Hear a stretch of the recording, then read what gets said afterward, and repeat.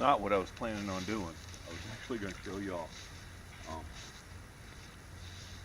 a cast that I picked up and learned. But I saw a nice sized bass over here, and I wanted to cast to him, and ended up picking up this gill, probably looking at his nest to rate it. So they're in breeding colors too, so.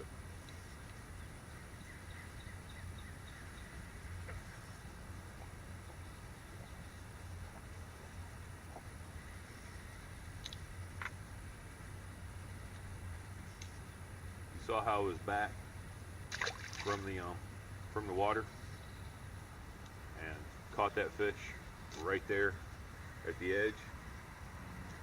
This is what I was trying to show you. Oh, by the way, hi, this is Peter. Welcome to another episode of Beyond the Game Pole, Tenkara style. This happens to be a Badger Bad X rod. It's what I'm familiar with. It's a fairly light Tenkara rod, I believe 6'4". If you look up Badger Tenkara, you'll find it. Find the Bad X. They have a classic, they have a Wisco, and they have a UNC rod. I also have the Wisco rod. I noted after using it in casting that there's something I can't do with the Wisco rod that I can do with this very well. Now, most Tenkara fishing, you're over the head,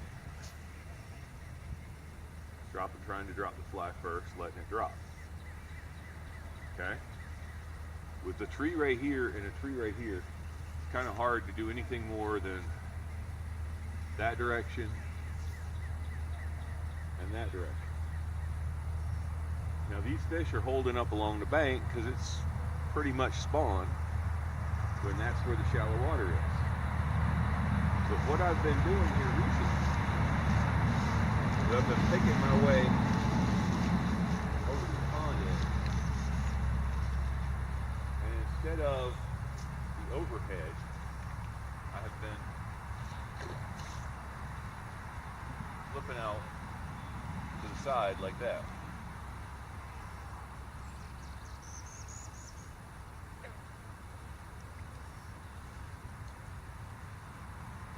Keeping it parallel to the pond instead of at a 90 degree to the pond.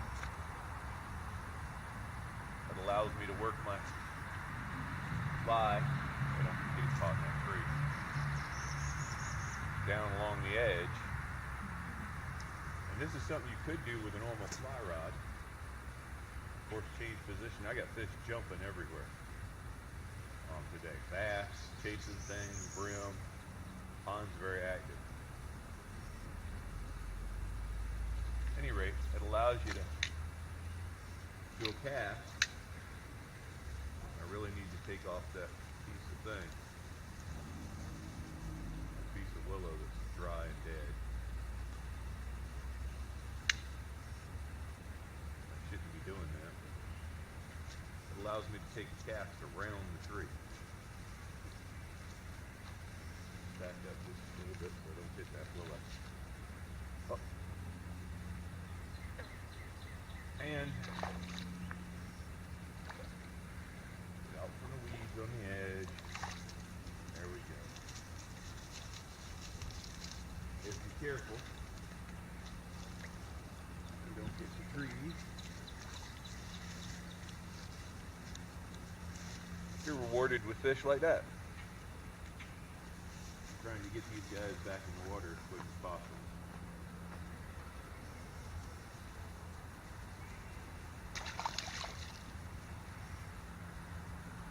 Now, we discussed this last night on message board.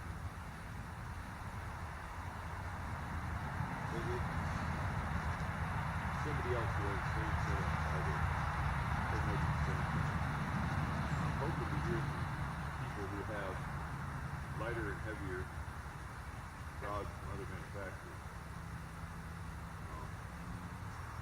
See what they've done themselves. But it seems like the lighter your Tenkara rod, the more nimble it is. The more you can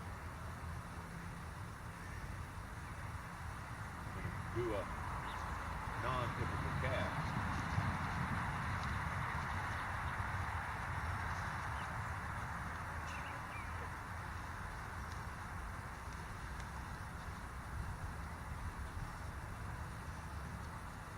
you notice, I'm kind of fishing up underneath it beyond that. So what I'm doing, and sometimes it takes a little bit more oomph, that curled it right back around the bank up underneath that fish. I know you can't see it.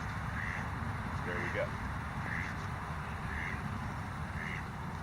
Now I could fish this same area I'm trying to fish from a different location on my pond bank.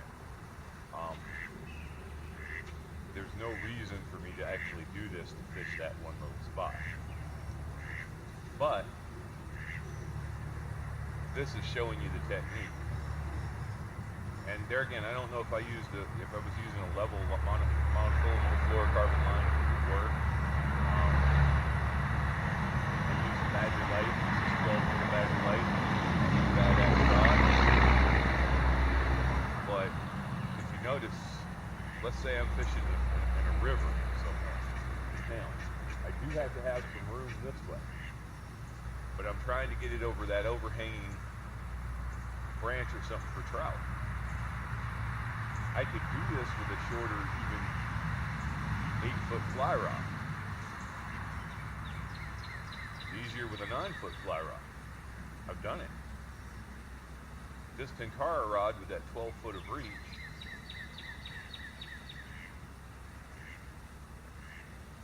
gives me room and ability to do that right there.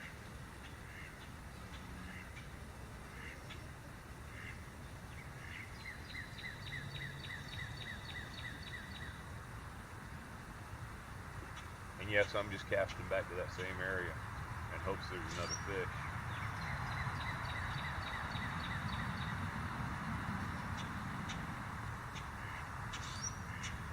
Doesn't seem to be.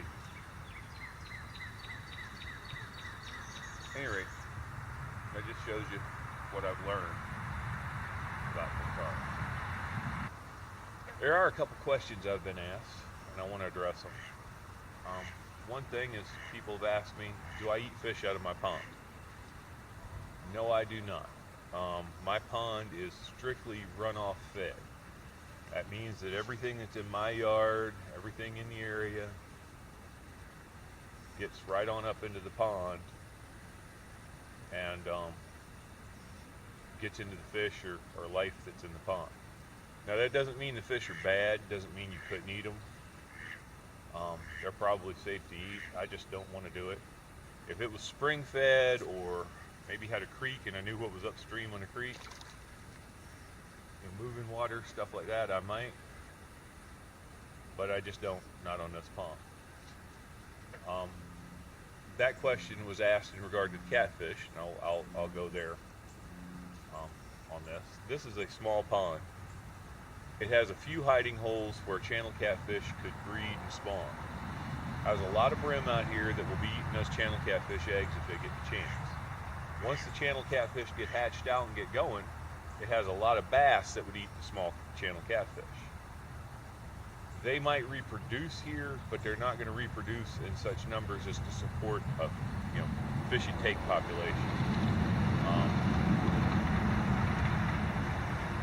I know that the bass will eat small fingerling catfish because the first time I stocked catfish out here, I was like, I'll just stock some catfish. Put in about 100 fingerlings. At the time, cost me about $60. I was catching catfish for days. I mean, bass for days with catfish tails sticking out of their mouth. They just decimated what I put in. Second stocking was about 30 that we caught at a kid's fishing event, and I kept alive in a tank and brought home. Those guys were big, and I haven't seen them recently in the pond. The third stocking, I grew up in a tank, and I released about 50 into the pond after that. That's it. Numbers are finite. Not going to eat catfish. And I'm always asked about poles. Got my Tenkara in hand. The poles that I use are Japanese carp poles. Call them Kiru if you want to. I'm not using them in mountain streams, so that doesn't quite qualify. They're a lot more sensitive than the B&M or crappy poles you buy at Walmart or wherever. Doesn't mean you can't use the crappy poles, just means they're a lot more sensitive. They're also shorter when they're collapsed, so they're easier to keep.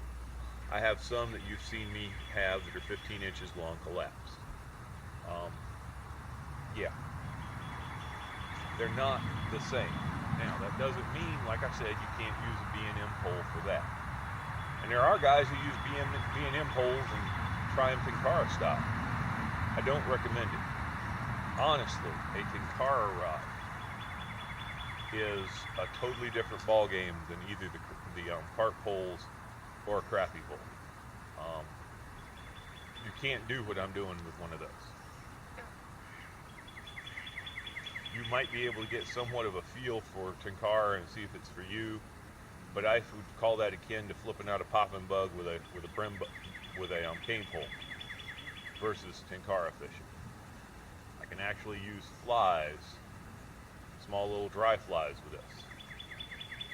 Those are three of the biggest questions I get asked, and hopefully this video is not run too long. Thank you for watching. Hope you enjoyed it.